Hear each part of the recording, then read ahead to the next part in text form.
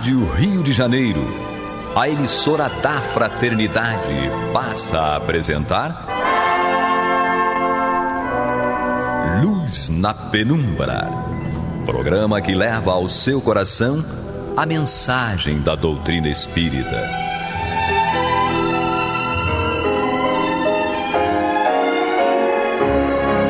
E com vocês, Eduardo Araújo, para o estudo de O Livro dos Médiuns, da obra codificada por Allan Kardec.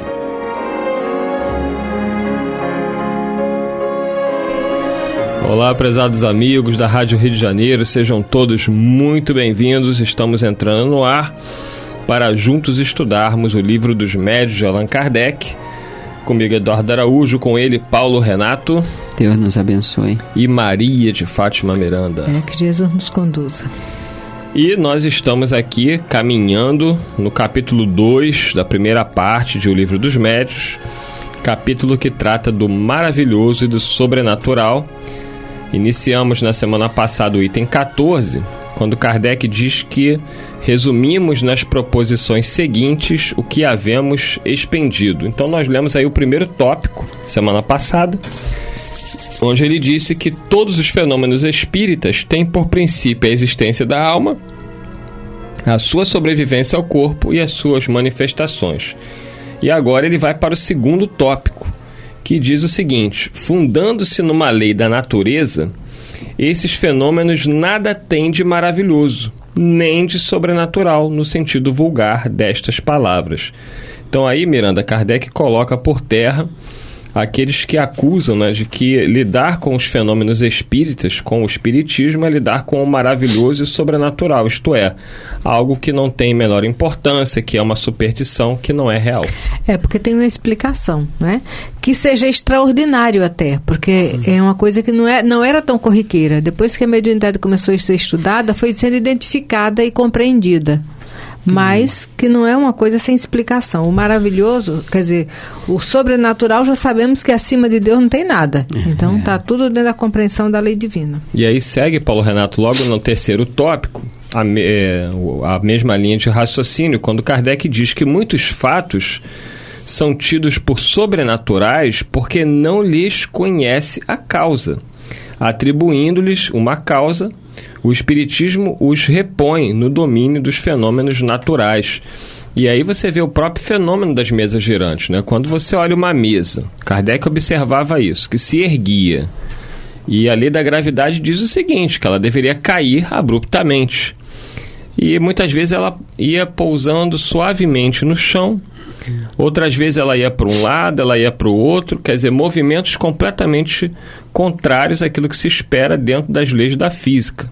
E ele observava que não havia fraude, o fenômeno era real, era patente, estava ali sobre seus olhos, fenômeno esse que depois ele descobriu que acontecia pela intervenção dos espíritos, utilizando-se de médiuns, os chamados médiuns de efeitos físicos que doavam aquela energia para que o fenômeno se produzisse. Uma vez constatado isso, verificou-se que, apesar de contrariar uma lei da física, era uma outra lei que estava sendo revelada ali. É interessante que há uma interação, em tudo há uma interação, seja no campo moral ou no campo físico. Essas interações é que dão margem às diversas produções, né, por exemplo, no mundo material. Aqueles fenômenos que aparentemente alteravam as leis conhecidas, a lei da gravidade, na verdade, nenhum desses fenômenos altera, ou alterou, ou vai alterar as leis naturais. A lei da gravidade continua funcionando normalmente quando, por exemplo, na questão do Daniel Douglas Home, né, Dizem que foi a encarnação de Divaldo Franco? Não, o boca a boca fala. Agora eu nunca vi Divaldo falar isso, não. Claro que o Divaldo não vai falar uma história dessa, né? O Marco Aurélio, o nosso amigo Marco Aurélio lá da CF, ele contava assim, ó, dizem aí a boca miúda. Fala, conta, Marco Aurélio, Pode ser, como pode não ser, né? Tudo é possível. E o Daniel Douglas Homem foi um médium que não acreditava, né, no espiritismo, ainda combatia, né? Chegou a perseguir um pouco. Essa associação, quando eu ouvi, foi feita quando foi colocada a referência de um determinado senhor religioso que foi num país aí da América Latina, não é? E numa entrevista falou mal da doutrina espírita. Quando o Divaldo esteve nesse mesmo país, o entrevistador falou: olha, senhor fulano de tal esteve aqui e falou que espiritismo no Brasil... Nós comentamos que o espiritismo está se desenvolvendo muito. Ele falou que o espiritismo era coisa de preto, de pobre e de prostituta.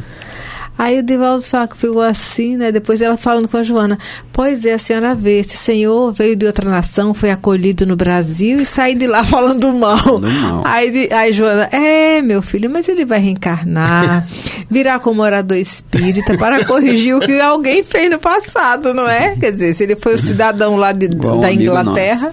Acho que jogou a indireta para ele ali. Igual amigo nosso, né, Divaldo? É interessante, mas que ele se elevava sobre uma mesa de mármore de 500 quilos. Impressionante. Com tranquilidade, as pessoas passavam por baixo, não tinha realmente como fraudar. Uma mesa de 500 quilos. E com a pessoa em cima. Mais pesado que o Jefferson ali, ó. É leve, né? Mas que não tinha como ser fraude, não era ilusão dos sentidos, não tinha nada nesse sentido aí da tentativa de enganar. Mas o que eu quero ressaltar é que esses fenômenos, em nenhum momento, eles alteraram as leis da física. Não é isso. Houve eram leis desconhecidas. Quer dizer, a gente poderia dizer que são leis conexas, oriundas a partir daquela lei conhecida, por causa das interações. A gente observa isso na própria química, quando determinados elementos... ou substâncias se associam a outras, gerando um terceiro produto, né, sem que se altere o produto original. Então, nós observamos ali que houve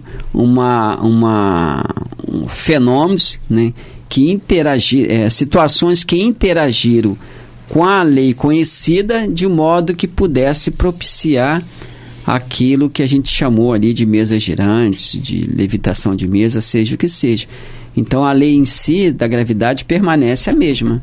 Assim como a gente verifica no nosso dia a dia, a gravidade, ela não é a mesma na sua ação em todos os corpos na Terra, na superfície da Terra.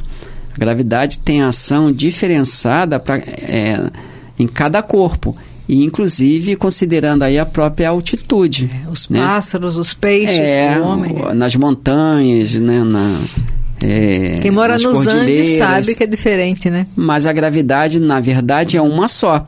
A ação dela naquele lugar específico, naquele ponto específico, é que se faz diferente por uma série de variantes. Então, quando se viu aqueles fenômenos, a precipitação ou preconceito negativo fez com que as pessoas julgassem que fosse burla, que fosse uma enganação, um charlatanismo ou algo que o valha, porque aparentemente estava ferindo a lei da gravidade, uma lei da física, né? Quer dizer, não é a lei da física, que os estudiosos dessa área descobriram e catalogaram. Ninguém inventou essa lei, o ser humano não inventou a lei, o homem descobre, estuda. Lembrando Jesus, quando ele diz assim: vós sois deuses, podeis fazer tudo o que eu faço e muito mais. Aquilo que nós víamos e ainda não compreendíamos, e outras tantas que ele faz e a gente nem cogitava. Vem a doutrina espírita nos esclarecer. Esse pastor, não é? Na condição de um engenheiro sideral, construindo educandário. Os próprios fenômenos da cura, né? Jesus se referia nesse sentido também, porque as pessoas não entendiam como aquilo se dava.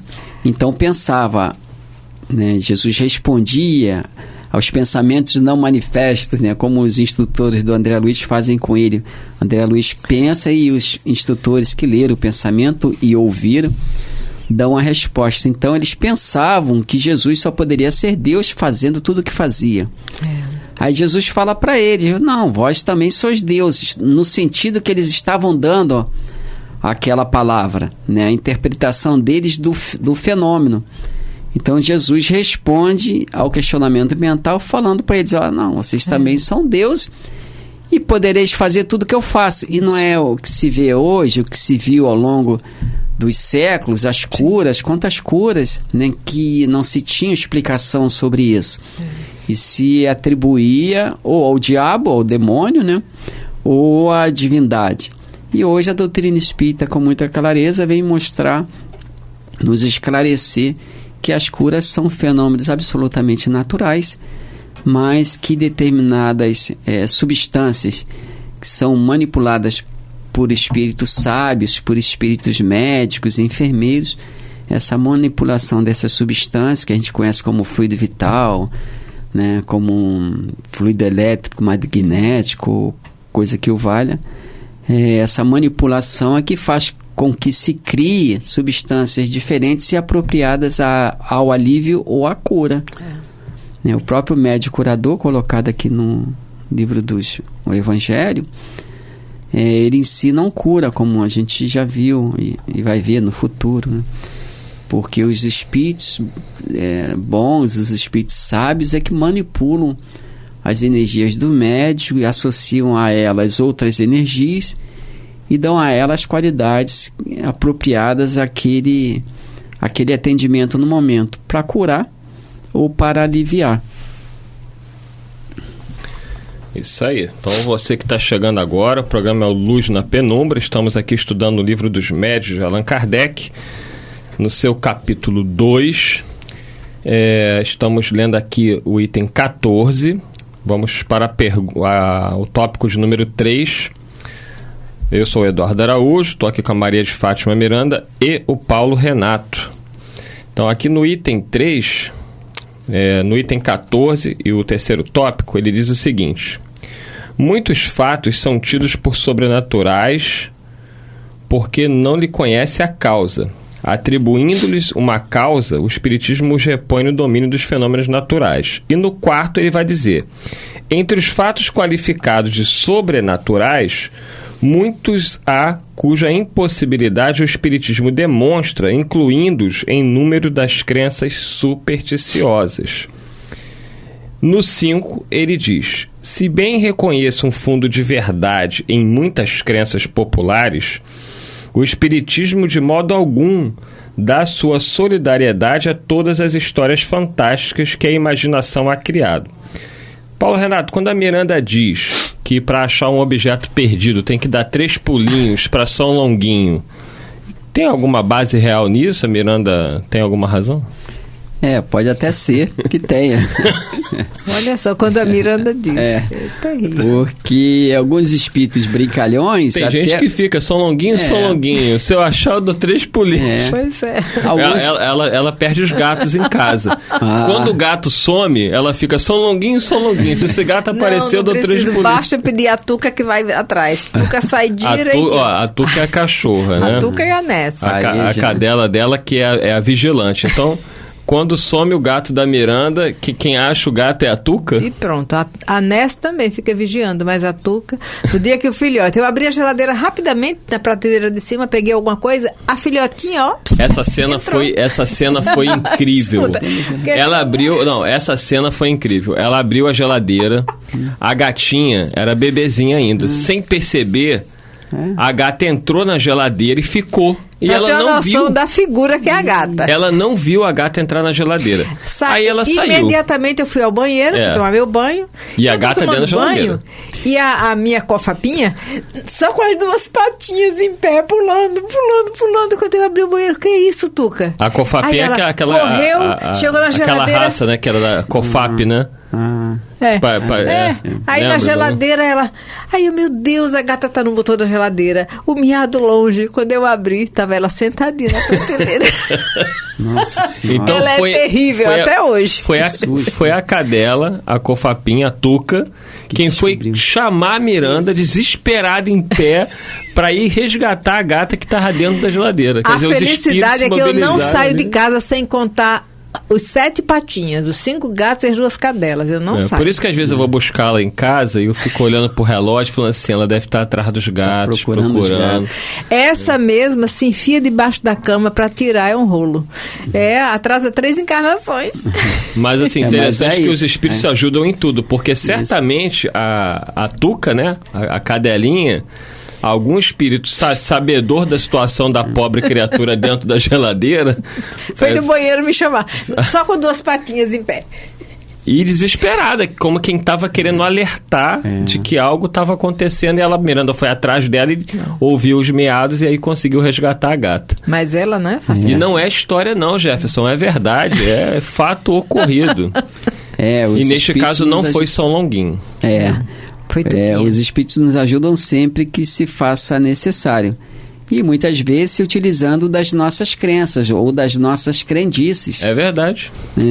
O bem deve ser feito e ele é feito dentro dos recursos que se pode lançar mão.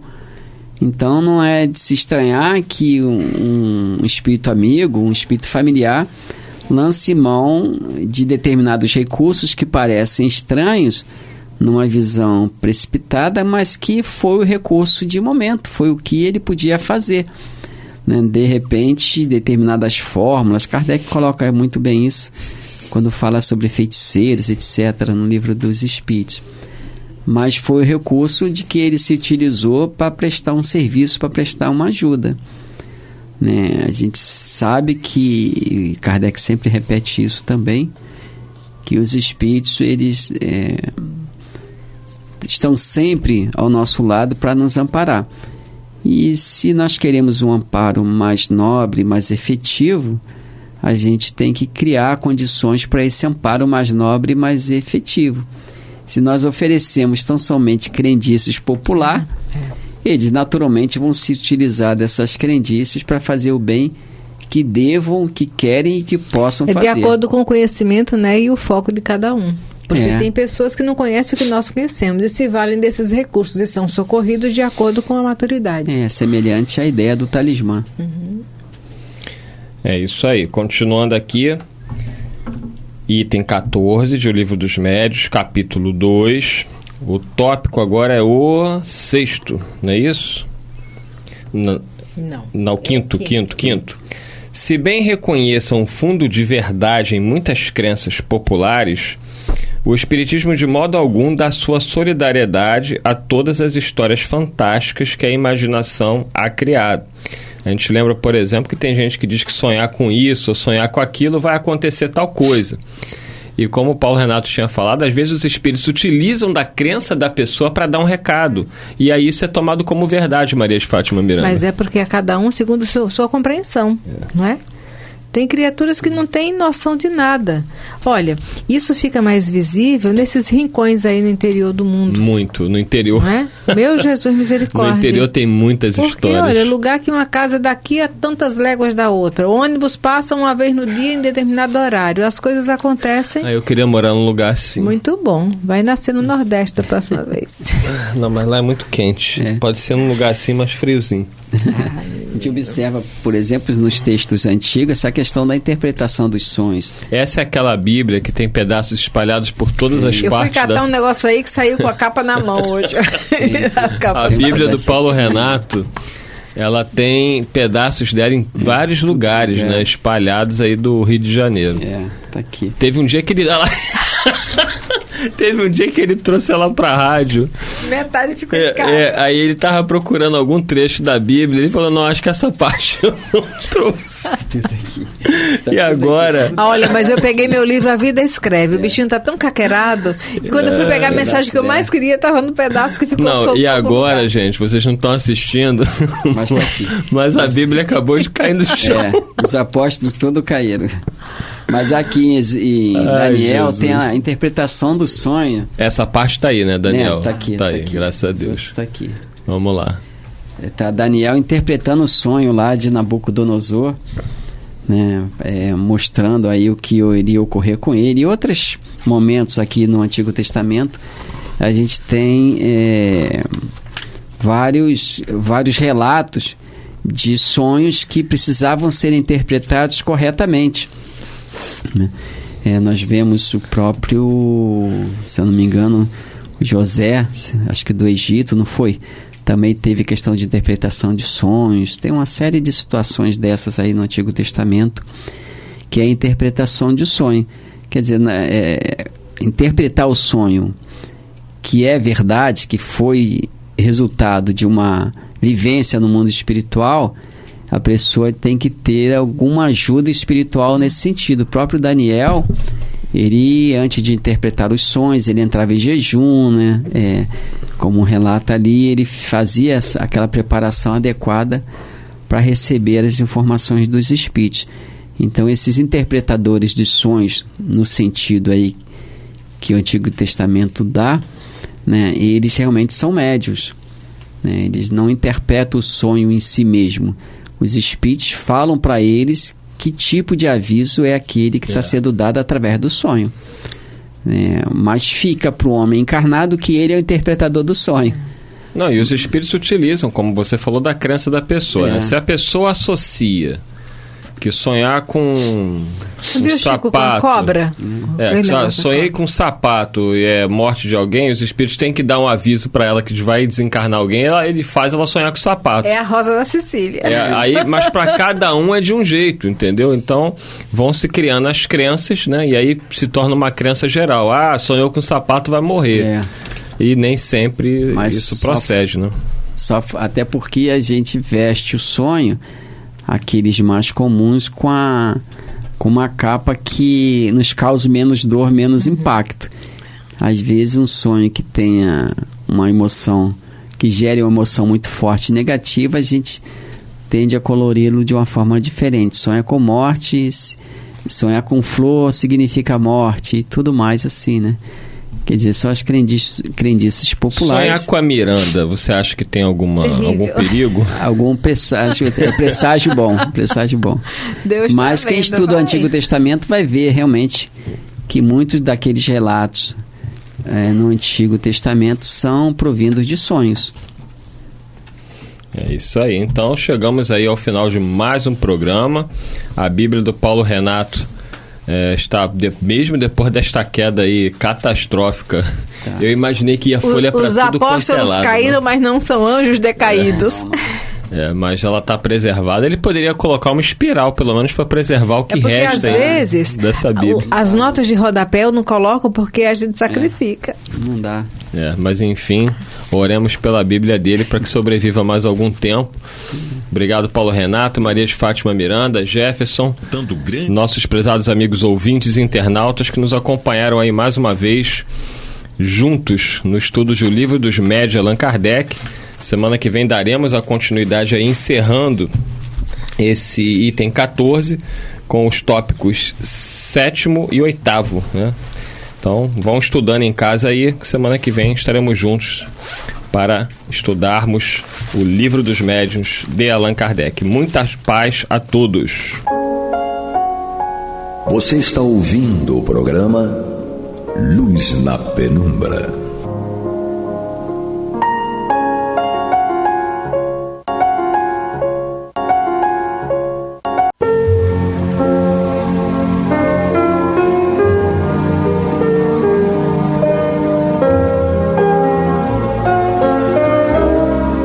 Rádio Rio de Janeiro está levando ao seu lar e ao seu coração a mensagem consoladora da doutrina espírita, através do programa Luz na Penumbra.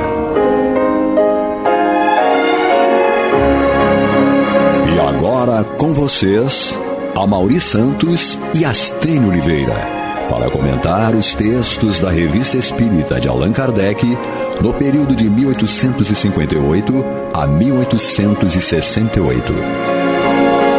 Olá, meus amigos, meus irmãos, que Deus possa abençoar a todos vocês. Estamos aqui, eu, Amaury Santos e Astênio Evangelista de Oliveira, assessorados aqui pelo Clever, que nos ampara, para continuarmos o estudo fantástico da revista de 1858 a 1868. Já conseguimos, né, Astênio, concluir com êxito, né? O janeiro, né? Janeiro de 1858. E hoje Astênio vai começar, né, a revista de fevereiro. De fevereiro. Você vê que até a gente chegar em 1868, a gente já está com 100 anos de idade. Com 100 anos, igual a minha tia. Isso, né? Então, Kardec começa a revista de fevereiro de 1858 tratando das diferentes ordens de espíritos. Então, obviamente, Kardec utilizava também a Revista Espírita, que era um dos principais órgãos de divulgação da doutrina espírita, né, na época dele, pelo menos na França, porque, felizmente, em outros países, outros órgãos surgiram, outras revistas surgiram, né?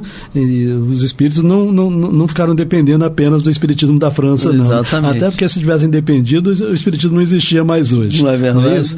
Então, o Kardec, ele se valia da revista também para publicar temas, matérias e tal, que já estavam no Livro dos Espíritos, né? Esse aqui é um caso, diferentes ordens de espíritos que a gente encontra também no Livro dos Espíritos.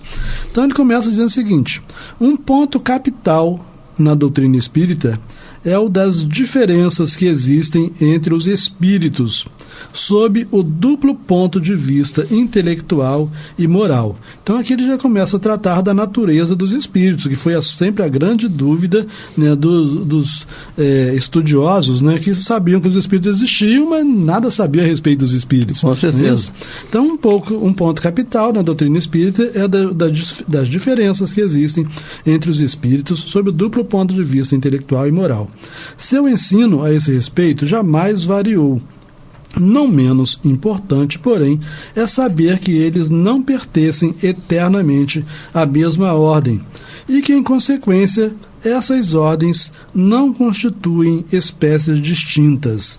Então, os espíritos, embora pertençam às diversas ordens, eles não são cativos dessas ordens, né? Os espíritos tendem a passar para outras ordens na medida que vão fazendo o seu progresso. Exatamente. Progresso, e o Espiritismo fala, né, todos nós estamos fadados, querendo ou não querendo, progredir. Sim, somos condenados a progredir. Somos condenados a progredir. Então passamos por diversos estágios e uns passam com maior rapidez, sim, dependendo da boa vontade, exatamente, e outros mais lentamente, porque ainda somos rebeldes. Sim, Aí ele diz aqui então que essas espécies distintas, nessas diferentes ordens de espíritos, são diferentes graus de desenvolvimento. Os espíritos seguem a marcha progressiva da natureza. Os das ordens inferiores são ainda imperfeitos. Então, os espíritos que se enquadram nas ordens inferiores são ainda imperfeitos. Depois de depurados, atingem as ordens superiores. Avançam na hierarquia à medida que adquirem qualidades, experiência e conhecimentos que lhes faltam. No berço, a criança não se assemelha ao que será na idade madura. Entretanto, é sempre o mesmo ser. Então, um espírito muito iluminado, muito evoluído, muito sábio, já foi um tolo em algum tempo. Com certeza. Já foi. Já passou pela ignorância, de ignorar. Então, ele fala assim: a criança, no berço, a criança não se assemelha ao que será na idade madura. Então, gente que olha hoje um espírito altamente sábio, altamente iluminado, não imagina esse mesmo espírito lá atrás. Né? Com certeza. Aí ele prossegue sobre as diferentes ordens de espíritos, dizendo: a classificação dos espíritos baseia-se no grau de adiantamento deles, nas qualidades que já adquiriram e nas imperfeições de que terão ainda de despojar-se. Esta classificação, aliás, nada tem de absoluta. Apenas no seu conjunto, cada categoria apresenta caráter definido. Então, Kardec se propõe aqui a classificar os espíritos, como um bom cientista que ele era, né? Classificar os espíritos para a gente não achar que espírito é tudo igual. É verdade. Assim, de um grau ao outro, a transição é insensível. É interessante, né? Porque nós somos espíritos encarnados. Nós poderíamos dizer assim, em que ordem nós, né, nos encontramos? Estamos na ordem de espíritos espíritos bons, e quando a gente faz uma besteirinha qualquer? É espírito bom que faz a besteirinha qualquer? Não é. Então ele fala assim, o que ele diz? De um grau ao outro, a transição é insensível, né? Então o espírito já tem que estar um bom tempo como espírito bom, para que ele não mais apresente qualquer resquício de espírito inferior. Exatamente. Né? Vamos lá, de um grau ao outro a transição é insensível, e nos limites extremos os matizes se apagam, como nos reinos da natureza, nas cores do arco-íris, ou também como nos diferentes períodos da vida do homem, né? Porque não tem como dizer assim, ele agora é criança, amanhã ele faz aniversário, ele não vai ser mais criança, ele vai ser adolescente. Pode até se fazer, será juridicamente uma classificação dessa, a criança até os 12 anos, mas quando aquela criança faz 12 anos e deixou de ser criança, agora é um adolescente, ela continua com o mesmo comportamento que ela tinha. Exatamente. Né? Como a gente vê também, né, tem pessoas assim mais velhas, pessoas até que estão na nossa faixa, né, pelo menos na minha faixa de idade, agindo com infantilidade. Sim, entendeu? Quer dizer, ele não tem maturidade. E é infantil, né? É infantil, não houve maturidade. Então, a existência é muito curta, né? Para que um progresso se faça depressa. Só se faz depressa quando nós nos propomos a mudança. Sim, quando nós dedicamos tempo ao progresso. Exatamente. Porque não é a natureza que faz o nosso progresso, é a vontade que faz o progresso. Exatamente. Né? Então, prosseguindo, Kardec fala o seguinte: podem, pois, formar-se maior ou menor número de classes, conforme o ponto de vista de onde se considere a questão. Então a gente vê que ele está falando de ordem e depois essa ordem é dividida em classes. Dá-se aqui o que se dá com todos os sistemas de classificação científica, os quais podem ser mais ou menos completos, mais ou menos racionais e mais ou menos cômodos para a inteligência. Sejam, porém, quais forem, em nada alteram as bases da ciência. Então, a classificação é apenas uma classificação. E não existe uma classificação que seja a classificação. É apenas uma classificação. Não pode existir várias outras. Né? Assim, é natural que, inquiridos sobre esse ponto, hajam os espíritos divergido quanto ao número de categorias, sem que isto tenha valor algum. Então, não se pode dizer que a doutrina espírita não seja digna de confiança, porque os espíritos dão respostas diferentes. Então, se pergunta a um espírito quantas ordens, quantas categorias de espíritos, ele, na visão dele, diz, são tantas ordens e tal. Outro nem entende de outro modo. Não é exatamente. Isso? Bom, entretanto, não faltou quem se agarrasse a esta contradição aparente, sem refletir que os espíritos nenhuma importância ligam ao que é puramente convencional. Para eles, o pensamento é tudo. Deixam-nos a forma, a escolha dos termos, as classificações, numa palavra, os sistemas. Então, não interessa para os espíritos quais são as classificações que nós fazemos. Eles colocam as diversas categorias no sentido de que existem espíritos assim, espíritos assados. Agora, como você vai classificar? Classifica do jeito que você quiser. Não é isso? É uma coisa muito pessoal, né? Sim, essa classificação. Porque você não tem uma linha, a linha é muito tênue. Né? Você falou muito bem naquele momento em que você disse, né? Eu tenho atitude madura, mas tem hora que eu dou uma escorregada. E aí, sim, qual é a classificação? Sim. Né? Porque aquele que já tem, já não dá escorregada, vamos dizer assim, ele se mantém já num outro patamar. Já está definitivamente naquele patamar. É isso? O Kardec, inclusive, mais à frente, diz que essa questão de classificações e que não são iguais dos espíritos, também nas outras ciências acontece a mesma coisa. Com certeza. Assim, façamos ainda uma consideração que se não deve jamais perder de vista, a de que entre os espíritos, assim como entre os homens, há os muito ignorantes, de modo que nunca serão demais as cautelas que se tomem contra a tendência a crer que, por serem espíritos, todos devem saber tudo.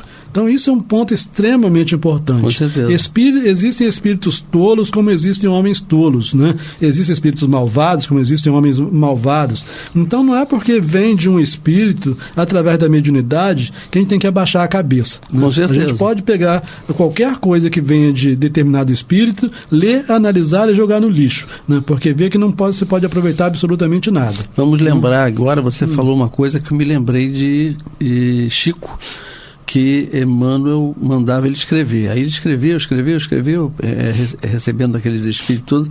No final, Emmanuel falou: olha, agora que você já tem um baú aí bem grande de psicografia, queima tudo. Mas queimar por quê? Porque você estava treinando, né? E no treinamento você tem coisas positivas e coisas negativas. Por quê? Para ele ter fluência no que ele ia receber. E aí aquilo já não valia nada. Não dava para fazer um livro, não dava para fazer nada. Pode queimar aquilo ali. Para publicar isso ainda não serve. Não serve ainda não. Então, assim, qualquer classificação exige método, análise e conhecimento aprofundado do assunto. Ora, no mundo dos espíritos, os que possuem limitados conhecimentos são, como neste orbe, os ignorantes, os inaptos a aprender uma síntese, a formular um sistema. Mesmo os que são capazes de tal apreciação podem mostrar-se divergentes quanto às particularidades, de acordo com seu ponto de vista, sobretudo se trata de uma divisão que nenhum cunho absoluto apresenta. Então, os espíritos não são, apenas por serem espíritos, criaturas que têm sempre o mesmo ponto de vista, né? Obviamente que você pega espíritos superiores, espíritos de uma determinada ordem ou de uma determinada classe, eles enxergam mais ou menos sob a mesma ótica, porque a fonte de conhecimento é a mesma, né? Sabe? Então é como se estudassem na mesma escola. É como, vamos trazer aqui para que vocês entendam. Você tem numa empresa o empregado que atua numa máquina, e você tem o gerente que comanda 30, 40 pessoas. O que isso quer dizer? Que o empregado tem uma visão limitada, enquanto que o gerente tem que ter uma visão ampla do todo, em função dele estar dirigindo um grupo, enquanto que aquele que só está na máquina tem uma visão focada para aquele objetivo próprio. Então, por isso que existem na Terra a gerenciação. Você tem o diretor que tem uma visão muito maior do que o gerente, né? Porque estão colocados em patamares diferentes. Sim. Nós tínhamos comentado Kardec à frente, falaria das outras ciências, então exatamente nesse momento ele fala assim: Linneu, Jussier e Tournefort tiveram cada um o seu método, sem que a botânica, em consequência, houvesse experimentado qualquer modificação. É que nenhum deles inventou as plantas, nem seus caracteres, apenas observaram as analogias segundo as quais formaram os grupos ou classes. Foi assim que também procedemos. Não inventamos os espíritos, nem seus caracteres. Vimos e observamos, julgamos-los pelas suas palavras e atos. Depois os classificamos pelas semelhanças. É o que cada um teria feito em nosso lugar. Perfeito. Né? Então ele diz assim: eu recebo todas as comunicações, assisto as comunicações quando elas não são pela psicofonia, e vejo espíritos de todos os matizes, né? Sim. Então eu estou dizendo assim: existem espíritos assim, existem espíritos assados, nessa coisa toda. Entretanto, não podemos reivindicar a totalidade desse trabalho como se fosse obra nossa. Se o quadro que damos a seguir não foi textualmente traçado pelos espíritos, e se é nossa a iniciativa, todos os elementos que o compõem foram hauridos em seus ensinamentos. Não nos restaria senão formular a disposição material. Então a contribuição do Kardec aqui foi mais aproveitar o seu conhecimento científico de classificação, né, para classificar os espíritos, né, mas o conteúdo, né, vai de cada um, né? E foram os próprios espíritos que se apresentaram para ele. Exatamente. Né? Ele só, como se ele tirasse uma grande fotografia dos espíritos, né? E com aí, certeza. A partir daí fizesse a classificação. perfeição. Os espíritos, em geral, admitem 3 categorias principais, ou 3 grandes divisões. Na última divisão, a que fica na parte inferior da escala, estão os espíritos imperfeitos, que devem ainda percorrer todas ou quase todas as etapas. Caracterizam-se pela predominância da matéria sobre o espírito e pela propensão ao mal. Então, esses estão na base da pirâmide, né? Os da segunda ordem se caracterizam pela predominância do espírito sobre a matéria e pelo desejo do bem. São os espíritos bons. Então a gente já pode também ir fazendo a autoanálise para verificar se nós estamos na base da pirâmide ou se nós estamos agora no meio da pirâmide, né, que são os espíritos bons, onde há a predominância do espírito sobre a matéria e o desejo do bem. A primeira ordem, finalmente, compreende os espíritos puros, os que atingiram o grau supremo da perfeição. Né? E é importante a gente atentar, né, para essa expressão que Kardec utilizou aqui, de grau supremo da perfeição, porque é o grau máximo da perfeição que é possível a uma criatura divina, né? Já que a perfeição absoluta é a do próprio Criador. Exatamente. E essa perfeição nós nunca atingiremos. Exatamente. Né? Esta divisão nos pareceu perfeitamente racional. Então ele fala, essa é uma divisão que a maioria dos espíritos, que grande parte dos espíritos aceitam, né, dessas 3 categorias. Esta divisão nos pareceu perfeitamente racional e com caracteres bem positivados. Só nos restava pôr em relevo, mediante subdivisões. Então os espíritos apresentaram uma divisão, ele estava fazendo subdivisões, né, em número suficiente, os principais matizes do conjunto. Foi o que fizemos com o concurso dos espíritos, cujas benévolas instruções jamais nos faltaram. Com o auxílio desse quadro, fácil será determinar-se a ordem, assim como o grau de superioridade ou de inferioridade dos que podem entrar em relação conosco e, por conseguinte, o grau de confiança ou de estima que merecem.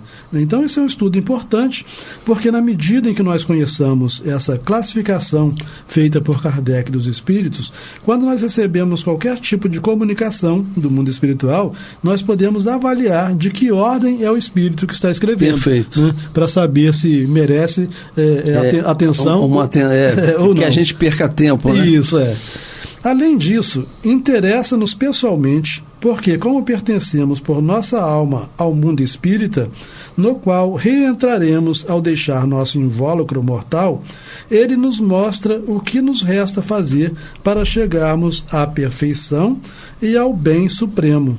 Faremos, todavia, notar que os espíritos não ficam pertencendo exclusivamente a tal ou qual classe, sendo sempre gradual o progresso deles e muitas vezes mais acentuado num sentido do que em outro. Pode acontecer que muitos reúnam em si os caracteres de várias categorias, seus atos e linguagem tornam possível apreciar. Né? Então, aquilo que nós falamos das cores do arco-íris. Não dá para saber quando termina o amarelo e começa o vermelho. Exatamente. Né? Mas só que cada vez mais, se está saindo o amarelo e entrando no vermelho, cada vez mais vai se tornar amarelo, a tal ponto de que chega um momento que não tem mais dúvida que é amarelo. Né? Exatamente. É exatamente assim. Né? Então nós podemos hoje, como a gente oscila dentro das categorias. Até um determinado momento do nosso Depois progresso. Depois não. Depois não tem mais nada que nos lembre a cor anterior, né? Ou a situação espiritual anterior. Você falando, você me lembrou de Bezerra de Menezes. Né? Por quê? Bezerra de Menezes esteve aqui conosco na Terra, né? No período aí do Império, né? E era um homem, era um médico que vivia da sua... mas que depois que ele tomou contato com a doutrina espírita, né? Ele foi focado porque quis em mudança. E aí se libertou do plano físico quando desencarnou, quando a própria Celina, né, informa a ele que ele não precisa vir mais na Terra. Não precisa mais reencarnar. Podia ir para um planeta, vamos dizer, mais evoluído, pouco mais evoluído. E aí veja que ele não foi tirado dele o livre-arbítrio. Isso. Não foi dito assim, você vai agora para um outro planeta superior. Não. Foi convidado, né? Você foi convidado. Você quer? Não, eu prefiro continuar aqui para ajudar os nossos irmãos. Então a gente vê a elevação daquele espírito. E o Bezerra de Menezes não foi o único convidado. Não. Né? Você imagina aí. Ficou registrado o convite que ele recebeu. Mas imagina, Gandhi, Irmã Dulce, né, Madre Teresa de Calcutá. Isso que eu estou falando que a gente conhece pela mídia. E os que não, que a gente não conhece, né? Não deixaram na história, na literatura. Só está registrado na eternidade. Sim, né? Que aliás, quando Jesus fez aquela prestação de contas com os 70, né, que saíram para a primeira divulgação do Evangelho, que eles voltam felizes porque tinham limpado leprosos, devolvido a visão aos cegos, aí Jesus disse que eles não deveriam estar felizes por terem realizado aqueles milagres, aqueles fenômenos, mas que eles deveriam estar felizes por terem, a partir dali, os seus nomes inscritos nos céus. Olha só. Então, quantos de nós temos ou podemos ter os nossos nomes inscritos nos céus, né, e esta ser a última existência na Terra? Exatamente. A gente vai estudar na própria Revista Espírita mais para frente, um dia a gente vai chegar lá até os 100 anos. Até os 100 anos. Nós vamos estudar vários casos de espíritos que deixaram a Terra na existência conhecida aqui na Terra, e que foram para Júpiter, né, para mundos muito mais evoluídos, né? No livro Céu e Inferno, nós temos alguns exemplos lá também, né? Quem se lembra, lá tem uma comunicação da viúva Foulon, e que ela mostra o processo da desencarnação dela e como ela foi levada já depois daquela desencarnação para um mundo feliz, da categoria dos mundos felizes, que na classificação tem a classificação porque não precisava mais estar aqui. Sim, né? Ela não deu nem o nome do mundo, porque ela disse que não era um mundo conhecido aqui da Terra, não adiantaria falar o nome, né? Mas, assim como, já que você falou, me lembro, é aquela coisa, a gente vai se lembrando, né? Quando André Luiz já estava no nosso lar, que não é mundo superior, é um mundo aqui, é uma esfera, mais pertinho da gente, e a mãe dele desce de uma esfera muito mais elevada, né, mostrando a superioridade dela, né, em relação a ele, né, com todo doutorado dele, com todas essas coisas, ele era muito mais imperfeito do que a mãe, e a mãe estava numa esfera muito melhor. E os tratando só de esferas espirituais, né? Tem a questão dos mundos mesmo. Isso, né? Exatamente. Dos orbes. Mas então, a gente acabou de estudar essa introdução do Kardec, né, a respeito das diferentes ordens dos espíritos, e no nosso próximo programa nós vamos estudar a escala espírita. Ótimo. Né? Aquela que começa pela terceira ordem e daí por diante. Tá bom. Ok? Meus amigos, meus irmãos, que Deus os abençoe. Estamos encerrando aqui, né? Mas fiquem conosco sempre para que vocês, como nós aqui, continuemos a aprender, né? A ser embebido com tanta coisa positiva e que não está dentro do Pentateuco, dos livros escritos por Kardec, e sim na revista, ok? Que Deus abençoe a todos. Eu, Amaury Santos e Astênio Evangelista de Oliveira, e o nosso irmão Clever, que nos acompanha.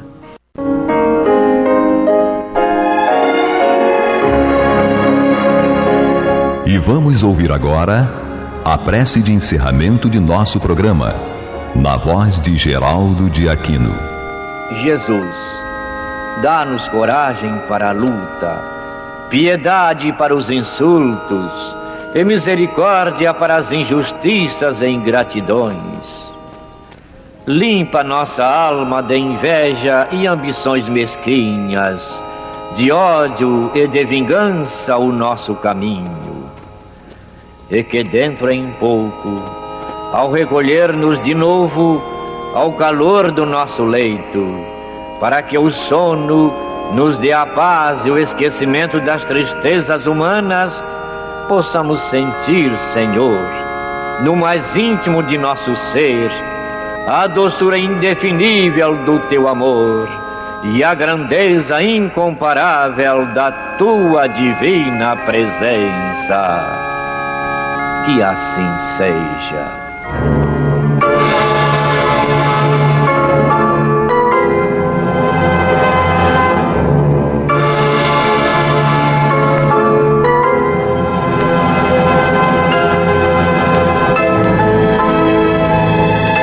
acabamos de apresentar o programa Luz na Penumbra, que voltará a ser apresentado amanhã às 21 horas nesta emissora.